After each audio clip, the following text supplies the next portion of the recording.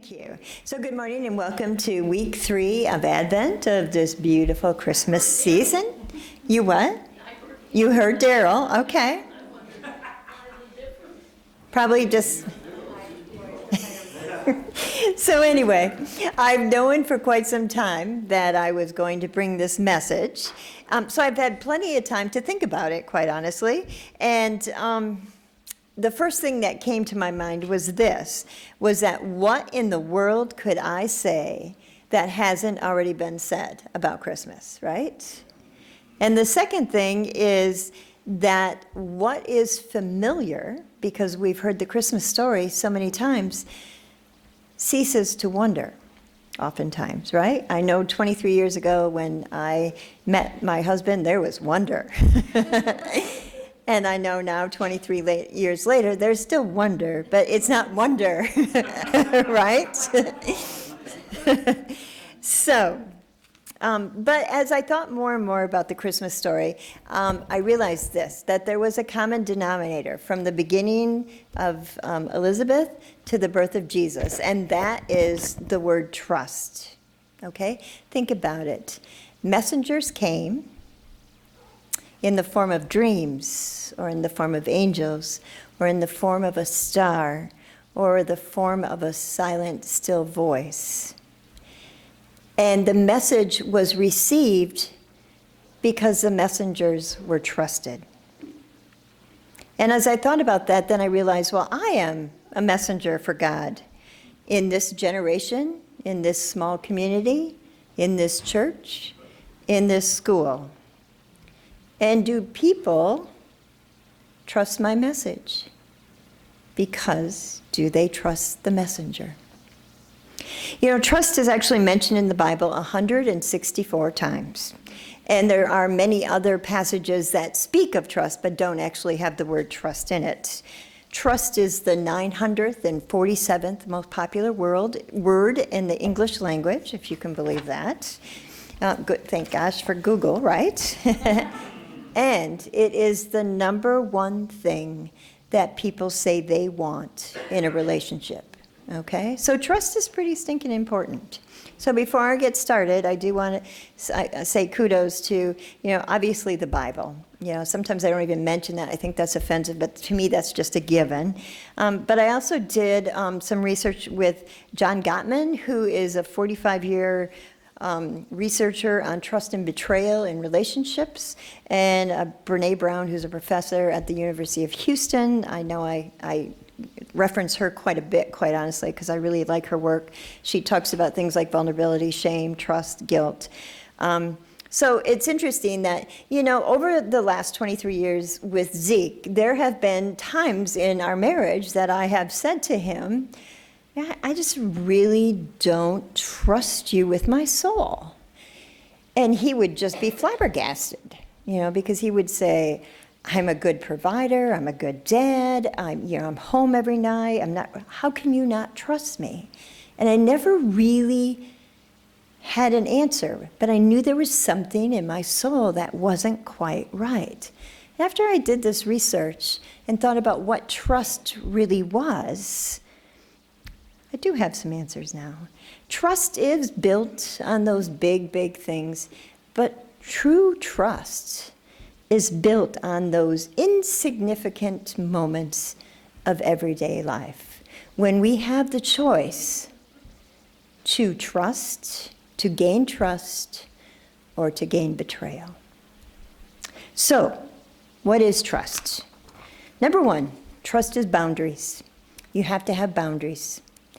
I have to have a boundary, and I have to hold that boundary, and you have to have boundaries, and I have to respect those boundaries. Now, when I did therapy many years ago, they talked big on boundaries, and I just didn't get the concept. Okay, so if you don't, I'm going to give you an example. So one of my boundaries in our family and in my life is no R-rated movies in my home. And, I'm not trying to be a prude, and if you watch R-rated movies, that's fine, okay? But for me, it didn't work. I had watched some R-rated movies, and I felt ugly inside after I watched them. So I just made that decision, okay?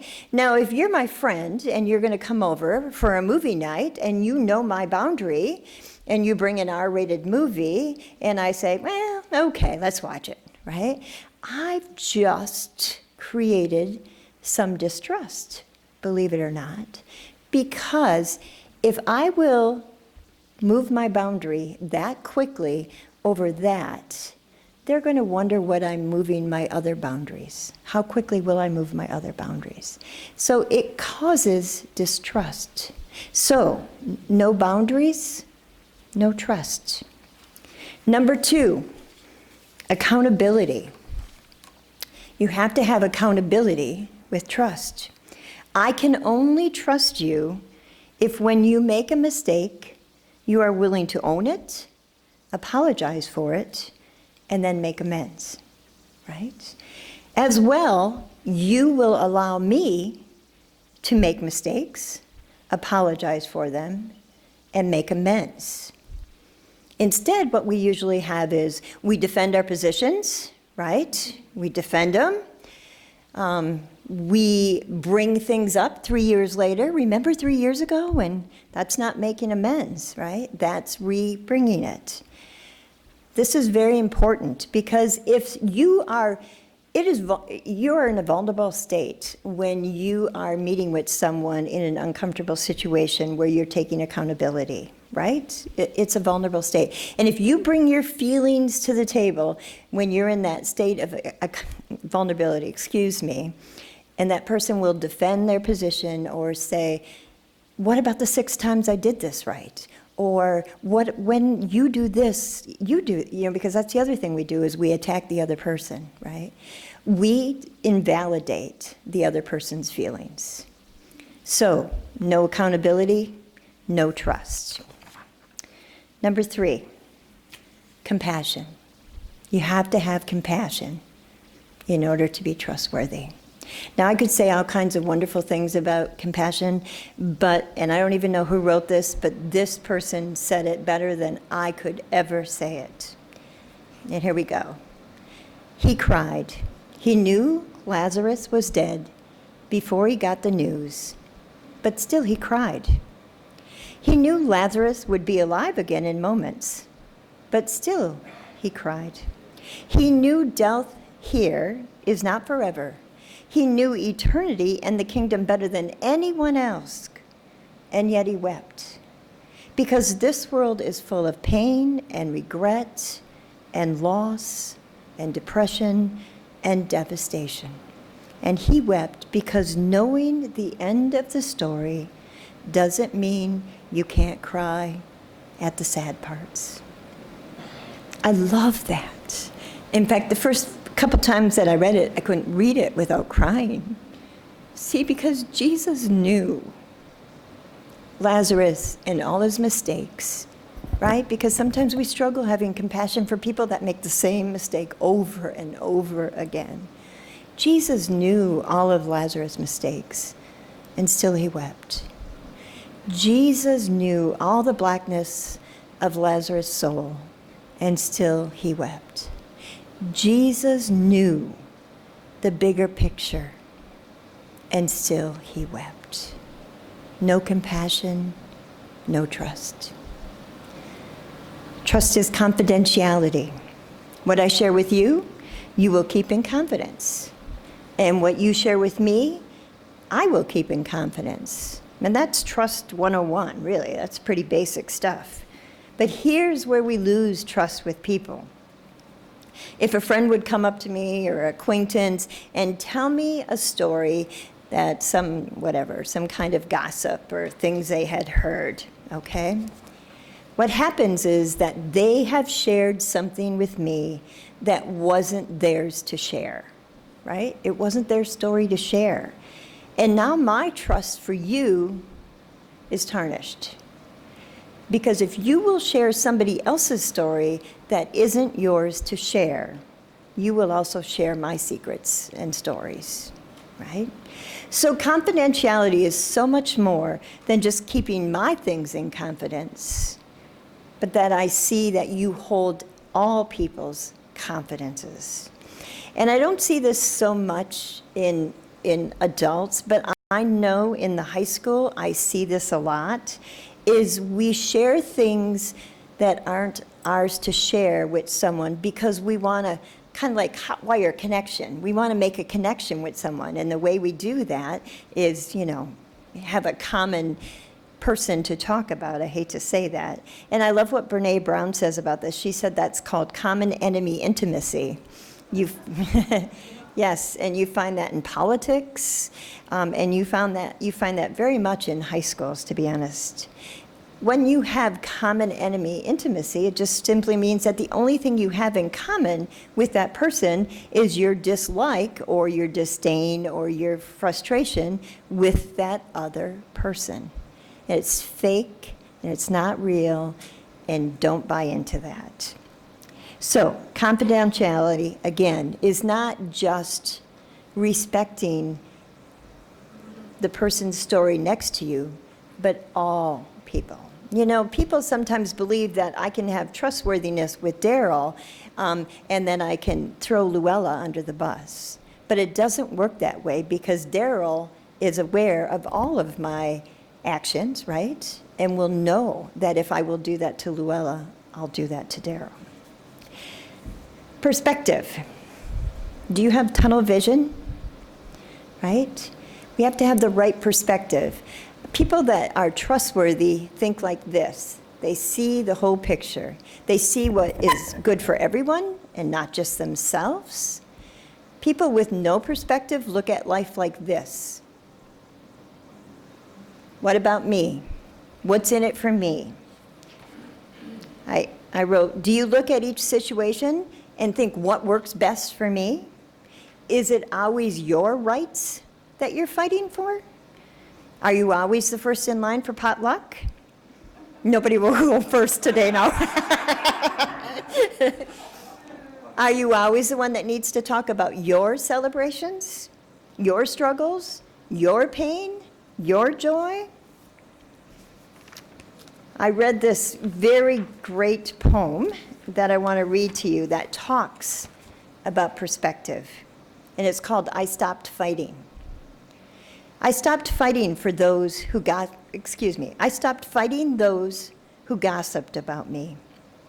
I stopped fighting for attention. I stopped fighting to meet people's expectation of me. I stopped fighting for my rights with people. I stopped fighting to please everybody. I stopped fighting to prove people were wrong about me. I left those fights and I started fighting for a vision, ideas, the underloved, the overlooked, the unlovely, the poor, the ugly, the weak. Some fights are not worth your time. Choose what you fight for wisely. Get the proper perspective. Isn't that lovely? I love it. So, no perspective, no trust. If people see that you're only after your best benefit, they're not going to trust you. Reliability. I can only trust you. I hope Zeke's listening on this one. In the deer blind. Hi, honey.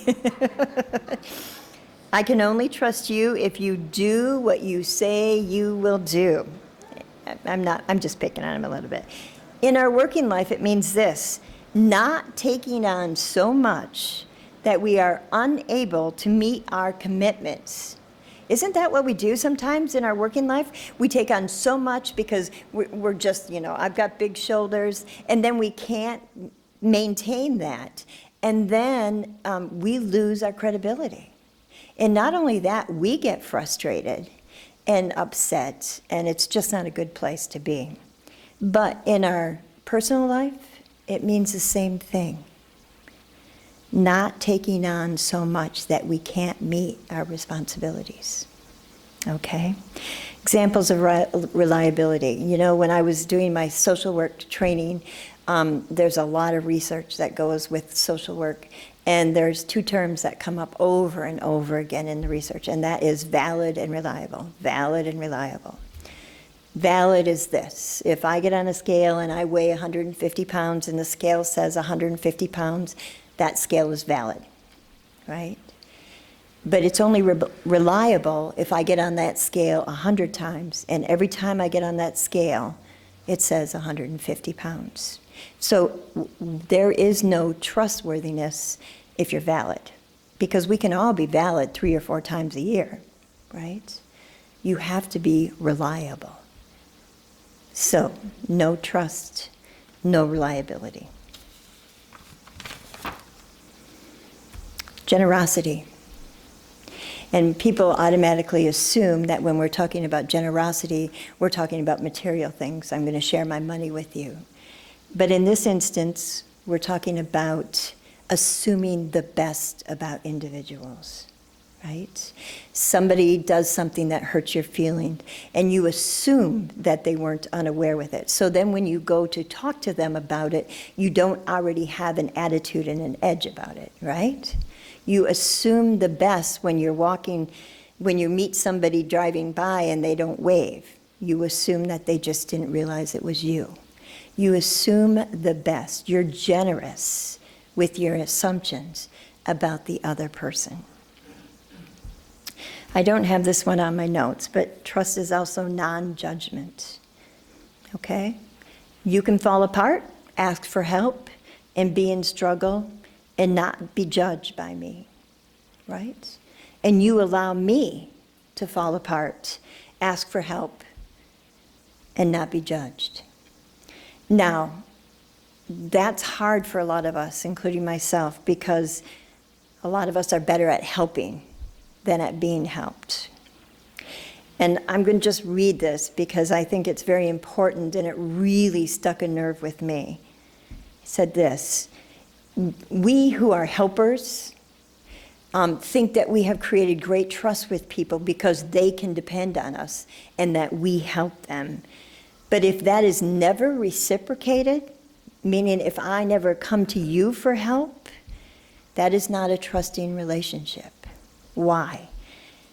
Because if we're assigning value for needing help, think about that. If I think that if I don't want to come to you to need help because I might be less than, we're automatically assigning value to that. And whether we realize it or not, we think less of others when they need help, if we've assigned value to it and decide that that's not for us.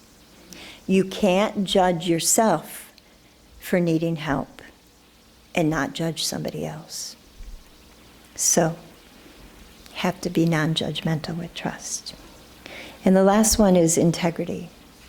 And my definition of integrity comes from Brené Brown, and that is choosing courage over comfort, choosing what's right over what's fun, fast, or easy, and practicing your values, not just professing them. Choosing courage over comfort. You know, when we think of the word courage, we think of like, you know, the big army and there's, 10,000 men and we conquer them all. And courage isn't built like that at all. Courage is built in the little moments in our lives when we pick the right thing to do. And most people don't even know it. You could have the most courageous event of your year, and probably 99% of the people wouldn't even know it, okay? Integrity is built in those small instances. Quite a few years ago, there was a pretty prominent member of the community that was helping out at the school. And there were some students that were uncomfortable because of some of their actions and came to me. And I had a choice. I had a choice to choose comfort and not deal with it and hope it went away. Or I had a choice to sit down and have a very uncomfortable, awkward conversation with this individual. I chose courage that day and, felt like in my inside I grew in integrity. And I'd like to say I do that all the time. but that's not the case. But I'm just sharing that with you so you understand where courage comes from. It doesn't come from the big to-dos. It doesn't come from being the 20-point scorer at the basketball game. It comes from those little inside victories that we do each and every day. Choosing what's right over what's fun, fast, or easy. Zeke has been really wanting to muzzleload hunt for quite some time. He's been planning and he's been baiting and all that wonderful stuff. And he was going to go last weekend and spend 5 or 6 days at camp. In the meantime, his mom's brother died. And he wasn't close to his mom's brother, nor was there going to be any kind of service. But we both felt like it was the right thing to do for him to go down and spend a few days with his mom, so she knew that she was valuable to him. But it wasn't an easy decision for him. And I don't say that like I'm picking on him. Not at all, because we would all struggle with some of those decisions. That just was the quickest example I could come up with. So he chose what was right over what was fun and what he wanted to do. That's integrity. And the last one is practicing your values, not just professing them. You know, I say this, typically when something starts costing us, our values suddenly change. You ever notice that? And I remember the one thing that really strikes me is in 9/11, when everybody became so patriotic. I don't know if you remember that. And it was, you know, it was kind of nice, but the truth of the matter is it was very, very shallow, and it really frustrated me. It's really easy to be patriotic and spend $10 and buy a flag and put it outside. But what if that patriotism would have costed us something? What if they would have said, we want your son now to serve? What if people would have said, you only get 15 gallons of gas a week, or whatever it was? How many people would still been patriotic? Because when things start costing us something, our values typically change. Let's not be that type of person. So, what is trust? Trust is integrity, non-judgment, generosity, reliability, the right perspective, confidentiality, compassion, boundaries, and accountability. So, we are the church. We are the messengers. We're not as bright as the star from the east. We're not as glorious as the multiple of angels. We're probably not as clear as a dream that was given to Joseph.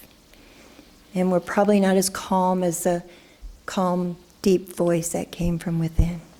But we are, broken as we are, God's messengers. So, do people trust our message because they trust the messenger? Only you can answer that.